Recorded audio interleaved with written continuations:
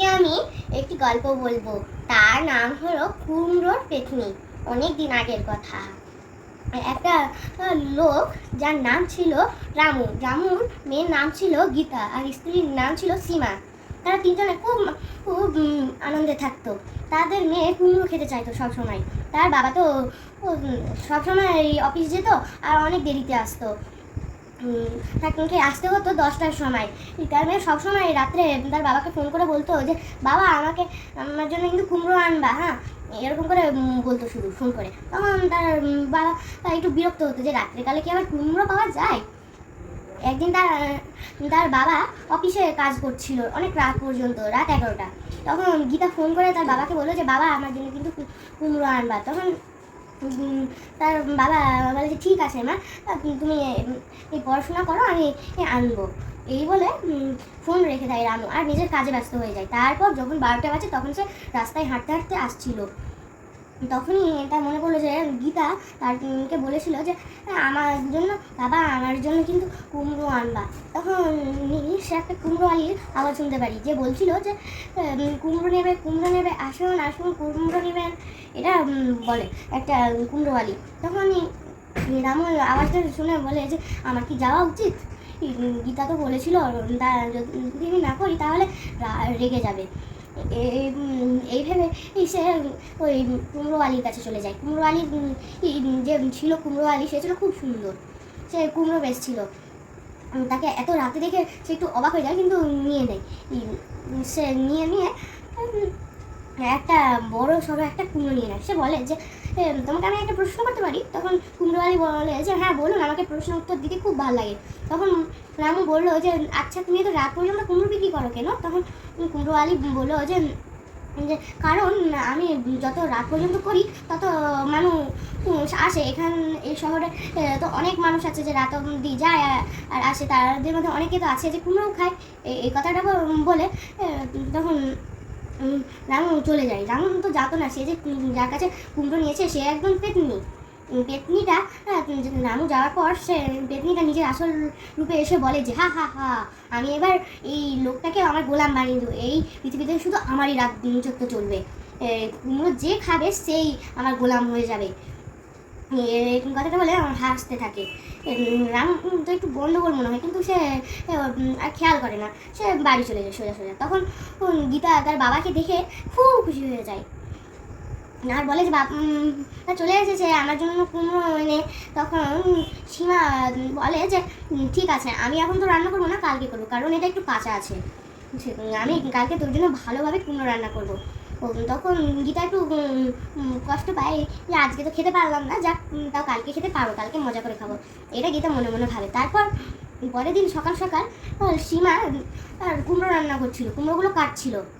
কুমড়োটা কাটছিল তখনই তার পাশের বাড়ির একটি মহিলা যার নাম ছিল প্রিয়া।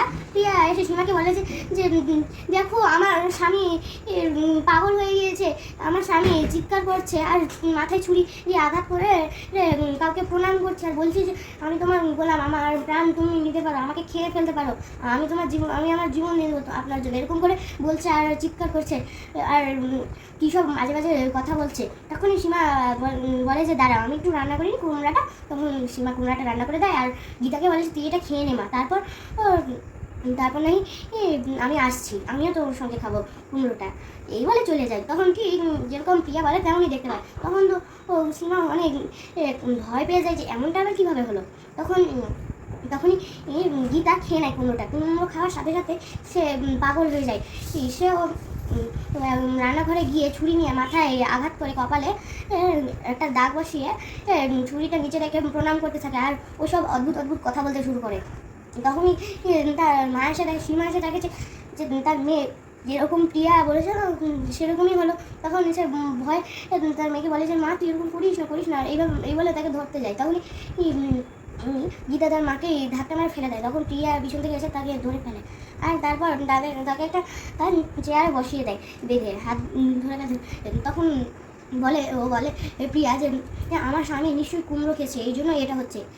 তোমার মেয়ে কি কুমড়ো খেয়েছে? তখন সীমা বলে যে হ্যাঁ খেয়েছে, সে কুমড়ো তো ও কিন্তু খুব পছন্দ করে। তখন ও বলে যে নিশ্চয়ই একটা পেতনি রাত করে কুমড়ো বেচে, ওই পেতনিটা খুব ভয়ঙ্কর দেখতে, ওর মুখটা। আর সে কুমড়োগুলো গাছ থেকে পেড়ে পেড়ে তার মধ্যে নিজের রক্ত দিয়ে দেয়, আর যে ওটা খায় তারই গোলাম হয়ে যায়। আর তার কথা শুনে শুধু। আর রাত্রেবেলায় জঙ্গলে গিয়ে পশুর মাংস পশুকে মেরে পশুর মাংস তার কাছে নিয়ে আসে।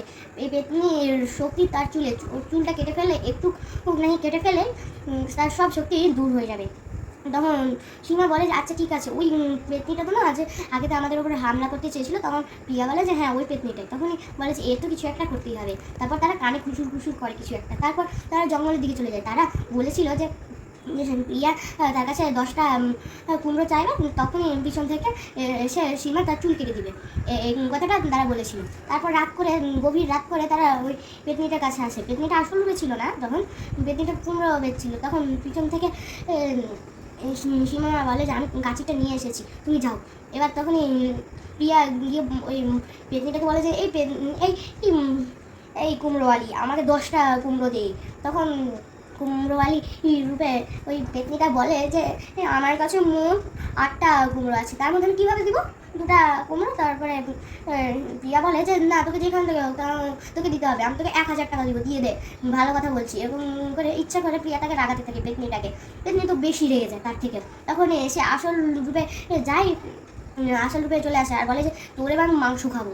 এই বলে তাকে আক্রমণ করতে গেলেই এই সীমা তার চুল কেটে দেয় পিছন থেকে এসে। তখন পেতনিটা পুড়েই মারা যায়। আর আমরা এই গল্পটা থেকে এই শিক্ষাটা পেলাম যে বুদ্ধি থেকেই মানুষ সফল